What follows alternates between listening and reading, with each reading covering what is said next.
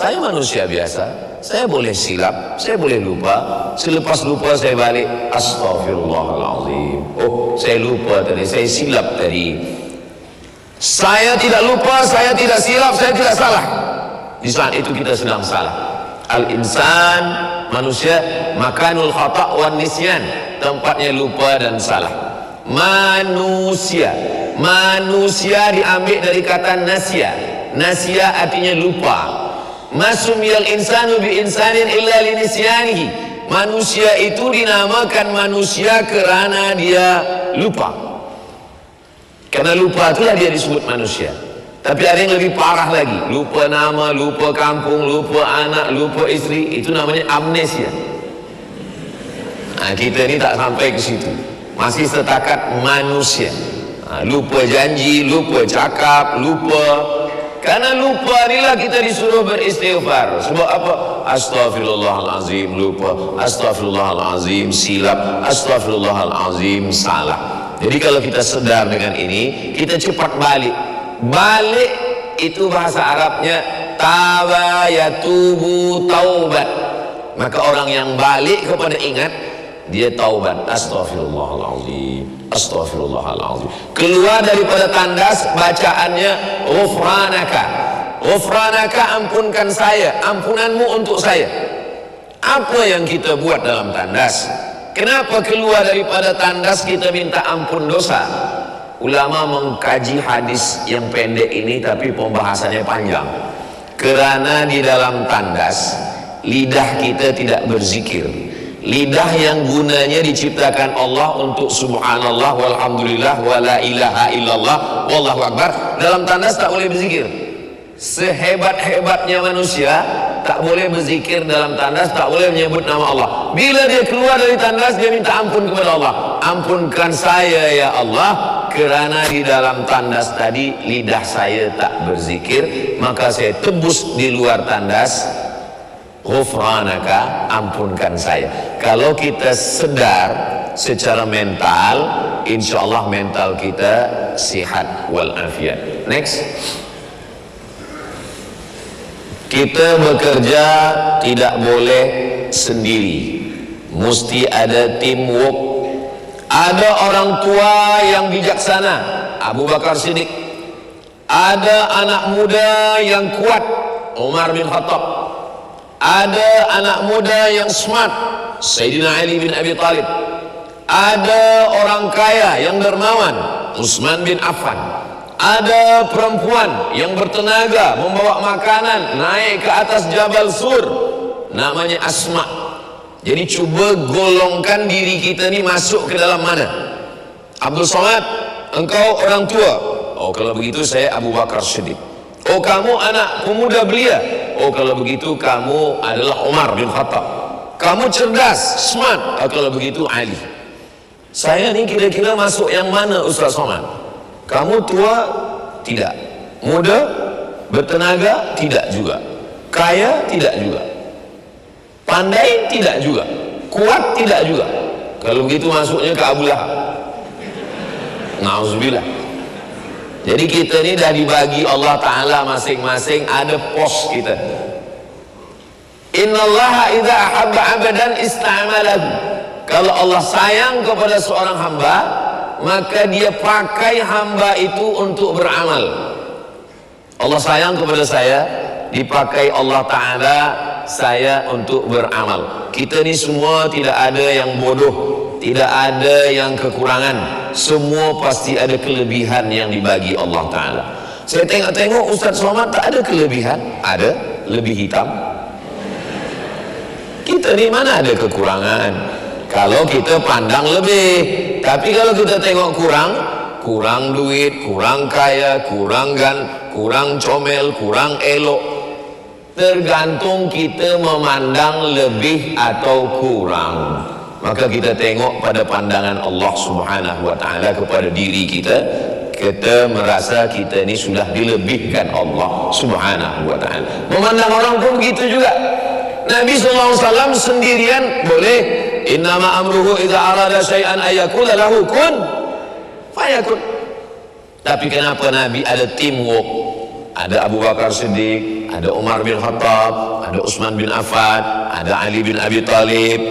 Translator yang terjemahkan bahasa Arab ke bahasa Yahudi ada, namanya Zaid bin Sabit. Ada yang menolong tunjukkan jalan. Ini jalan daripada kota Makkah ke kota Madinah. Kalau jalan biasa yang kita tempuh, nanti kita ditangkap oleh Abu Jahal, Abu Lahab. Mesti ada yang menunjuk jalan. Namanya Abdullah ibnu Uraiqid, tak Islam. Abdullah ibnu Uraiqid tak Islam, tapi kerana dia tidak memusuhi Islam, maka boleh dipakai pengetahuan dia untuk menunjukkan jalan. Maka kita mesti bekerja sama, dan kita menganggap orang ini adalah lebih. Saya boleh bercakap di sini dengan suara yang lantang, yang kuat, semua tuan-puan boleh mendengar.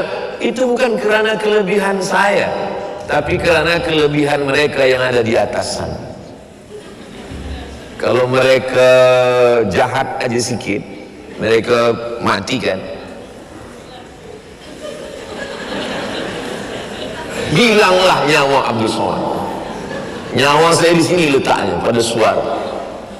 Jadi saya tidak melihat kelebihan ada pada diri, tapi ada kelebihan pada orang lain yang menolong kita. Maka di saat itu mental kita menjadi sehat. Tapi kalau kita merasa sayalah pada Nabi Muhammad SAW, selepas itu dia bagi kerja. Siapa yang tidur di tempat tidur Nabi? Sayyidina Ali. Siapa yang naik ke atas? Abu Bakar Siddiq. Siapa yang membawa berita di kota Makkah, mencari mana Muhammad SAW, mana Abu Bakar, kenapa hilang? Berita ini mesti dibawa ke atas Abdullah. Siapa yang bawa makanan? Asma. Siapa yang membawa kambing bagi makan di bawah? Ada seorang lelaki bagi makan kambing supaya kalau nampak ada kafir musyrik jahiliyah nak tangkap, bagi ikut. Ini ada yang datang. Siapa pula yang menunjukkan jalan? Ini kita bagi-bagilah. Cuba tengok perjalanan ini dengan perjalanan Isra Mi'raj. Subhanalladzi asra bi'abdihi laylan minal masjidil haram ilal masjidil aqsa. Cukup Nabi Jibril Burak, cukup. Sebab ini perjalanan langit.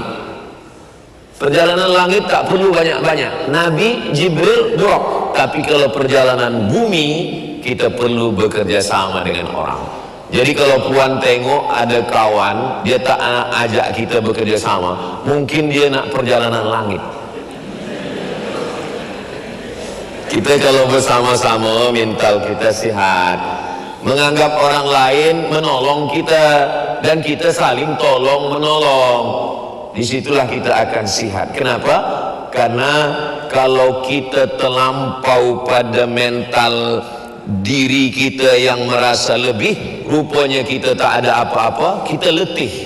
Manusia ini bukan letih badan, letih mental. Kalau letih badan, kita tertidur. Tapi kalau letih mental, itu nanti berakhir pada stres, depresi, anxiety, bunuh diri. Sebelum itu senyum sendiri. Kalau nak senyum, senyumlah, tapi ada orang, jangan senyum sendiri. Maka saya bagi tugas. Nanti kalau kita nak pergi jauh, ada yang ambil gambar, ni ambil gambar. Ada kameramen, ada editing, ada uploading. Oh, Ustaz Abu Somad kami tengok malam tadi bersama bikers di Bandar Seri Begawan. Yang belum tahu berarti belum tengok Instagram Ustaz Abu Somad. Sempat juga Ustaz Abu Somad upload gambar-gambar tu di Instagram. Bukan saya yang upload, ada tim yang upload. Oh, patutlah saya selalu DM, saya selalu kirim message, saya selalu komen, Ustaz tak balas. Memang saya tak tahu password. Password saya bagi pada admin. Kenapa? Saya tahu diri saya. Kalau saya baca ada haters, dia attack saya, dia hambun saya balas. Maka supaya saya tak balas, saya tak tahu password. Tapi bukan berarti saya tak tahu isi itu, tahu, saya buka juga. Tapi saya lupa, saya cepat dilupakan. Ada beberapa komen yang saya ingat, ada beberapa komen. Ustaz, jadikan saya yang kedua, kata dia. Nah, itu saya ingat sedikit. Macam mana Nabi SAW? Kata sahabat Nabi, ya Rasulullah, saya yang akan berburu. Bila mereka musafir sampai ke tengah gurun pasir, saya yang akan berburu mencari makanan kita ya Rasulullah. Ya. Kata yang satu lagi, saya yang akan menyembelihnya dan saya yang akan membersihkan, membasuhnya. Baik. Kata sahabat, saya yang akan memasaknya ya Rasulullah. Baik. Kata Nabi, kalau begitu saya yang akan mencari kayu bakar. Cobalah tengok. Sehat mental kita kalau kita merasa bersama-sama.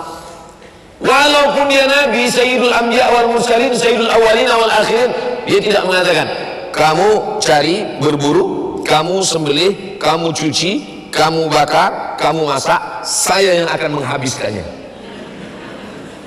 Kita bekerja sama. Kita adalah teamwork yang baik. Ini saya ambil dari kitab Ar-Rahiq Al-Makhtum.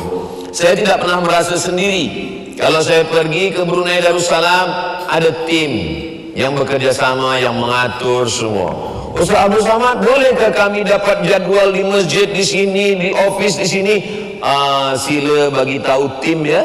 Ini ada tim Ustaz Abdul Samad di Brunei Darussalam, ini numbernya. Supaya saya tak letih secara mental. Sebab kalau saya yang menjawab, saya letih. Semua meminta, daripada Aceh sampai ke Papua, sampai ke Sabah Sarawak. Bila saya angkat semua, letih. Maka saya bekerja sama. Ustaz Abdul Samad, bolehkah di office kami? Ini ada number tim, minta ke dia. Sehingga orang bercakap, Ustaz Abdul Samad itu sebenarnya baik, timnya yang tak baik. Oke, next.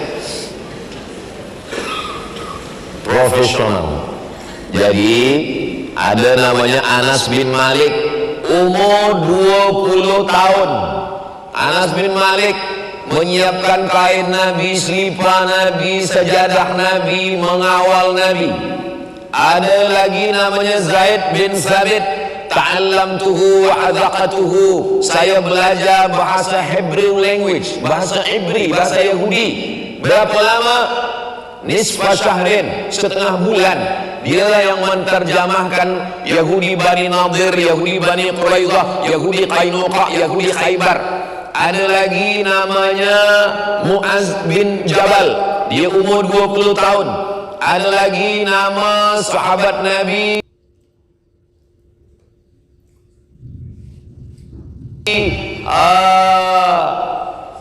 Abdullah bin Abbas, masa Nabi meninggal umur 15 tahun.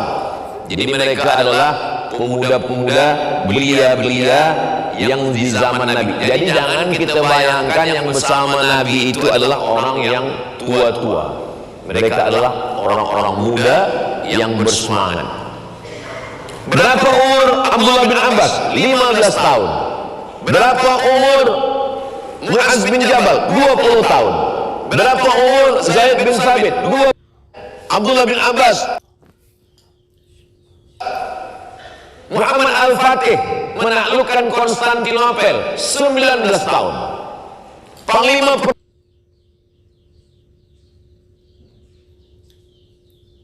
19 tahun. Pemuda sekarang kalau ditanya, umur kamu berapa? 19 tahun. Apa yang sudah kamu taklukkan? Menaklukkan hati dia. Apa ini? Jadi dari muda, kata pepatah orang Melayu di kampung saya, dari kecil terlonjak-lonjak, sudah besar terbawa-bawa, sudah tua terubah tidak. Dari kecil terlonjak-lonjak dia untuk menjadi seorang yang profesional. Selepas itu dia terbawa-bawa, selepas itu terubah tidak. Yang baik maupun yang buruk dibiasakan dari kecil. Ustaz Abdul Somad kalau boleh tahu, Ustaz dari kecil dulu apa yang terlonjak-lonjak? Ini rumah saya, sebelah rumah tu kedai tempat jual minyak gula. Jadi kalau mak saya suruh saya beli gula, cuba beli minyak, beli gula, itu 1-2 jam tak balik. Sebab saya bercerita dengan orang yang ada di situ. Jadi dari kecil saya ini memang sudah bercerita. Bila rehat di sekolah, rehat, kami pun pergi ke bawah pokok kayu. Saya duduk, kawan-kawan saya itu berkeliling mendengar cerita saya. Sampai datang cikgu marah, kenapa kamu lambat? Sebenarnya cikgu itu cemburu, sebab kawan saya lebih suka dengar saya daripada dia. Jadi anak-anak kita itu dari kecil kita dah nampak dia ni nanti. Itulah orang-orang putih itu hebatnya. Dia boleh tahu dari kecil anak ni kemana arahnya, sehingga dia boleh arahkan. Anak saya ni kemana-mana bawa jarum, Ustaz. Mungkin dia nak jadi doktor. Anak saya ni suka mandi ke sungai, berarti dia nak jadi angkatan laut.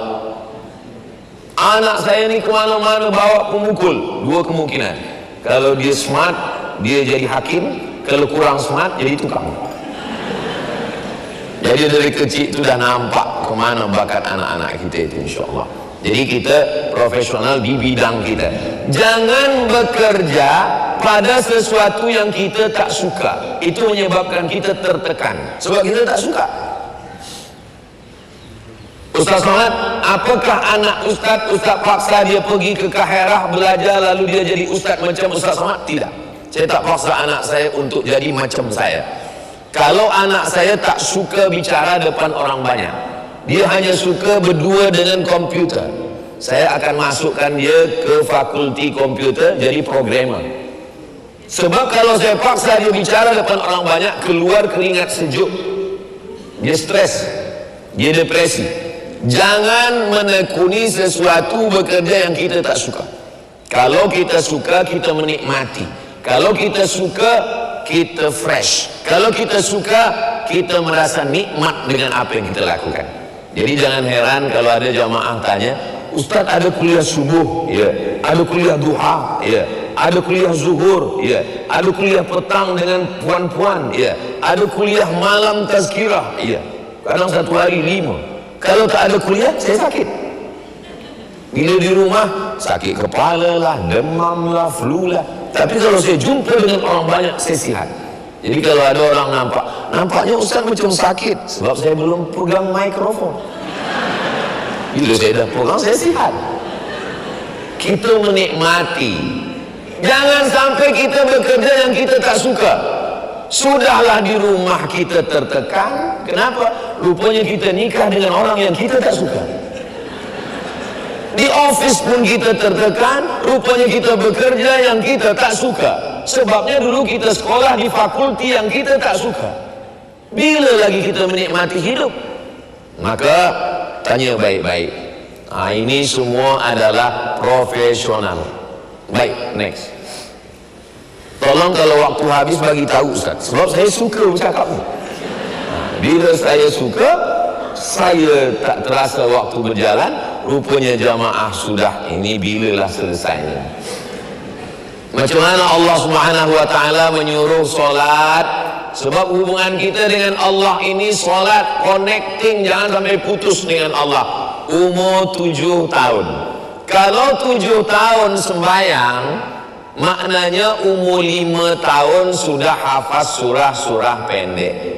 Tapi saya bukan ustazah, saya ni bukan muallimah, saya ni bukan profesor. Macam mana mengajak anak? Ajar sambil memasak pagi atau sambil buatkan tea pagi. Bismillahirrahmanirrahim. Qul huwallahu ahad, Allahus samad. 3 kali, 4 kali, 5 kali baca, terakam dalam kepalanya, dia hafaz. Anak akan ikut apa yang kita buat. Ayah sambil drive kereta, Bismillahirrahmanirrahim. Qul huwallahu ahad. Sama yang didengar di dapur, sama dengan yang didengar di kereta, sehingga dia sama. Jangan sampai lain yang dia dengar. Pagi dia dengar, di kereta dia dengar pula, kiamatlah dunia. Macam mana kita nak anak-anak kita penghuni syurga? Anak cermin orang tua. Apa maksud anak cermin orang tua? Saya kalau bercermin di depan cermin, maka saya menengok diri saya yang sebenarnya. Itulah cermin. Cermin bukan Instagram, sebab Instagram ada filter. Berapa banyak orang di Instagram putih, leher hitam. Sebab Instagram bukan cermin. Yang jujur adalah cermin. Maka anak adalah cermin kita. Tolong kalimah yang tadi jangan tuan bawa ke rumah cakap pada isteri. Nanti dia tak marah pada tuan, dia marah pada saya. Oke, next. Menutup aurat. Kalau nak mental sihat, hubungan dengan Allah jangan putus. Matahari belum terbit, as-salatu khairum minan naum. Naumnya pendek. Sebab banyak orang ditanya, engkau tak sembahyang subuh tadi? Tidak. Kenapa tidak? Muazzin tu salah. Kita selalu menyalahkan orang lain. Macam mana muazzin dekat rumah kamu? As-salatu khairum minan naum. Bukan salah muazzin, salah kita. Maka kita perbaiki dengan cara apa? Jangan putus solat, selepas itu tutuplah aurat. Alhamdulillah, Brunei Darussalam, Darussalam, dar rumah, salam selamat. Siapa yang datang ke Brunei Darussalam, selamat matanya daripada menengok orang yang tidak menutup aurat. Tertutup semua di jalan, di bandaraya. Bersyukur kepada Allah. Cuma di tempat lain kita tengok, saya ni ustaz, pakai kopiah, pakai baju, pakai sorban, nak bagi tazkirah, didudukkan di hotel. Di hotel macam-macam manusia datang. Ada yang baju belum selesai dijahit dah dipasang. Alhamdulillah kalau saya tazkirah di Brunei Darussalam, memang betul-betul salam selamat mata. Kalau mata kita menengok yang elok, hati kita pun elok. Sebab hati ini, mental tu letaknya di sini. Mental yang di sini ini, itu dia dapat informasi daripada telinga. Inna sam'a, telinga. Apa yang didengar? Kalau yang didengar elok, ke sini pun elok. Wal basar, kalau yang ditengok elok, maka di sini pun elok. Sama' basar, telinga, mata. Maka kalau telinga elok, mata elok, hati pun elok. Tapi kalau yang didengar tak elok, yang dipandang tak elok, yang dimakan tak elok, hati ikut jadi tak elok. Disitulah letak sakit mental. Badan mungkin lebih sihat, tapi mental sakit.